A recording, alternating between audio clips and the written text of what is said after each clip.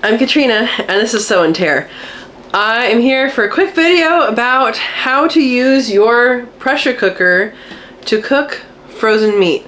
So I have a rabbit that I'm going to be cooking.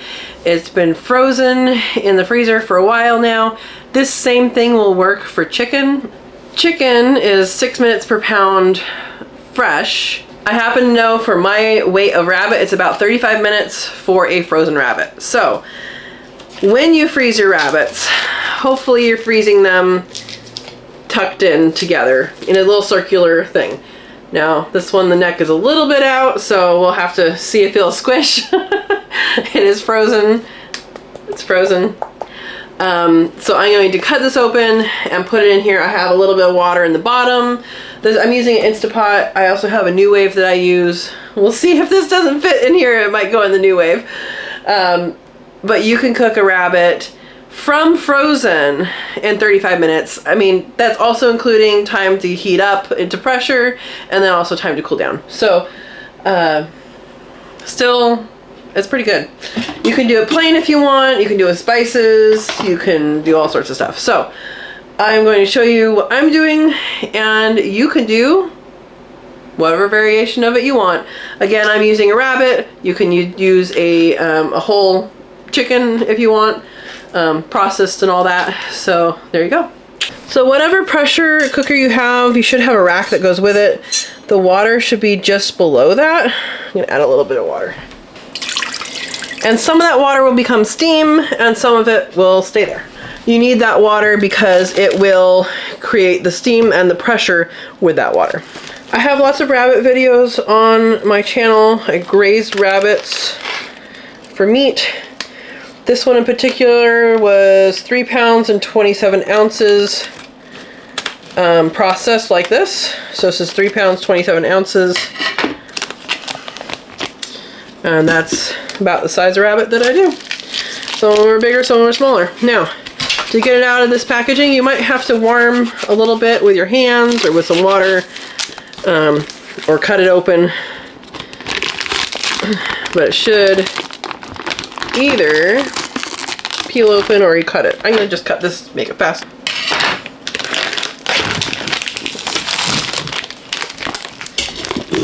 All right, let's see if this will fit.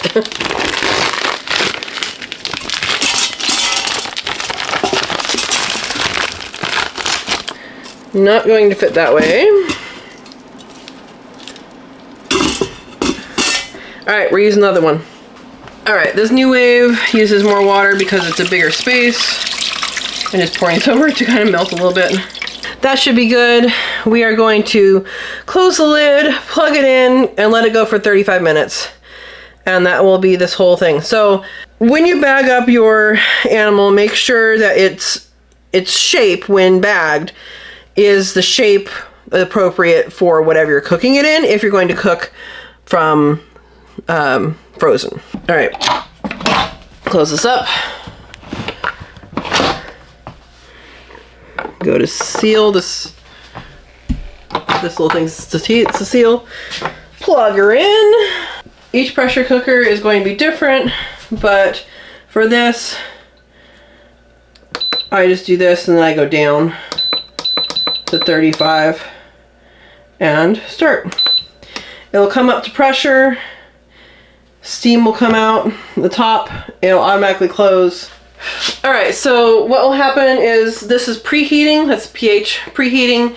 It will make the water hot. It'll make the water steam. Once the water is steam, it takes up the space of the air, and the air gets pushed out this vent. When it gets pushed out and it's mostly out, then the steam will actually come out. Once the steam is out and it vents for a certain amount of time, it will automatically close that. That means it is positive that there's no more air inside and it's all steam. And that is what causes the pressure, and that is why it cooks, is with the pressure of the steam. So that's how this works. It'll beep when it's done. I can release it or I can let it sit. It depends on what I'm doing, what I'm making, which way I go. That's how I do it, and I forgot to season it. Let me actually cancel that. cancel. Since there's no pressure, it'll open. If it is pressurized, you will not be able to open it without it becoming depressurized. That's the safety of the electric ones. Since it is frozen, it's not going to be, you know, patted on well, but we're going to try. I have some of this roasted garlic Montreal chicken seasoning, which is pretty good. Just gonna go like that. And now that's out. So we're doing the other side with the Montreal steak seasoning, because it's yummy. And yeah, it's not going to stick very well right now because it is frozen, but we'll have the flavor in there. And I figured I would also add some rosemary. I have some really old, this is really old rosemary. It still smells like rosemary though, so that's good. And one more thing is a bay leaf. And that will be nice and tasty, and we'll also get the juices of this. We'll also make a good broth down there. So we'll have a seasoned broth, which is nice. So now let's close it.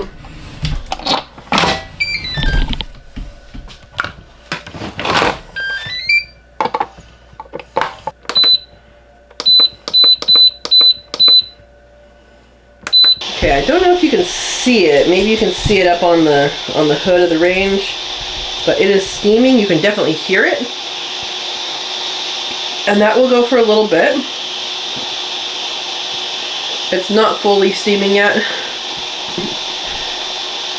If you've been on canning videos with me doing pressure canning, this is not a pressure canner. You can pressure cook in a pressure canner, but you cannot pressure can in a pressure cooker. This would be basically the steady stream of steam. We're not there yet for this, but it will happen. And then once it evacuates all of the air, it will shut it off. I'll probably fast forward through this just so you can, oh, never mind, there it is. All right, it's sealed up. Now that this has fully evacuated the air, it still has to come up to pressure before it can start. So this is still says preheating, pH, and it will start once the pressure gets to, I think this one does 10 pounds, until it comes up to 10 pounds of pressure. There's two reasons that I know about why pressure cookers should not be used as pressure canners. One is you don't actually know with electricity, electric things, what the actual pressure is. So we know it's enough to cook things. Who knows what it is right out of the box? Who knows what it is 5 years from now? There's a lot of unknowns. If you just think of how many updates your phone needs to operate, that will tell you a little bit about at least my trust of electric things staying calibrated. So everything needs, there we go. So it just came up to pressure and we have 35 minutes on the clock.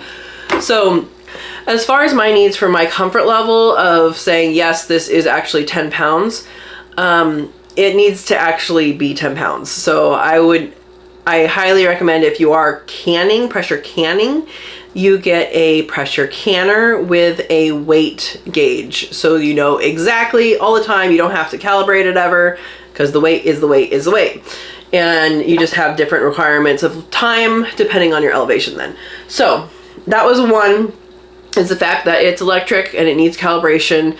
The second one is most of them are not large enough. Now this one I believe is large enough. It actually was kind of advertised as a pressure canner slash cooker, but it's not at all like meeting those marks, checking off anything.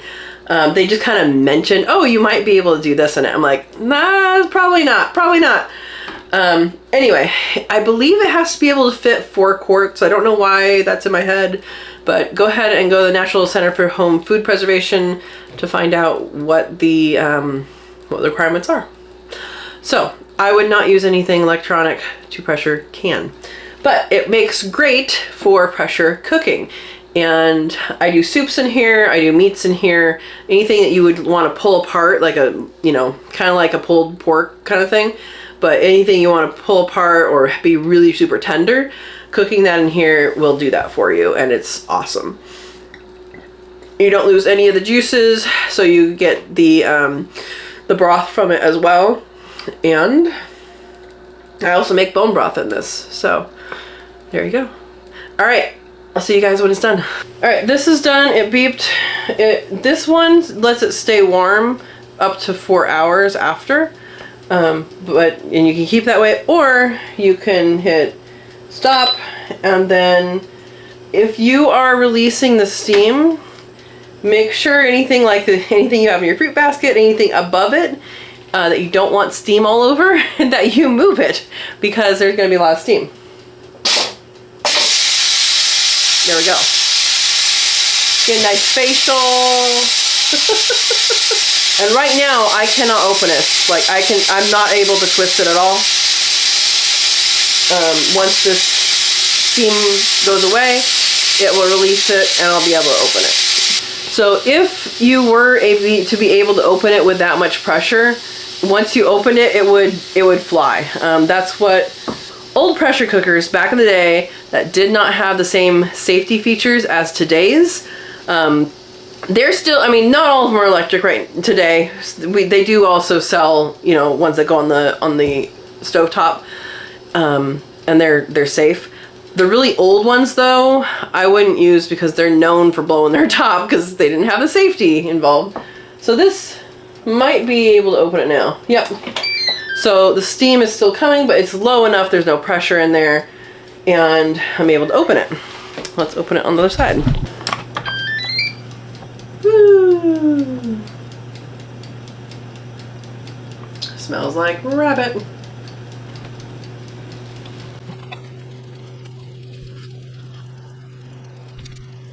All right, so this is hot.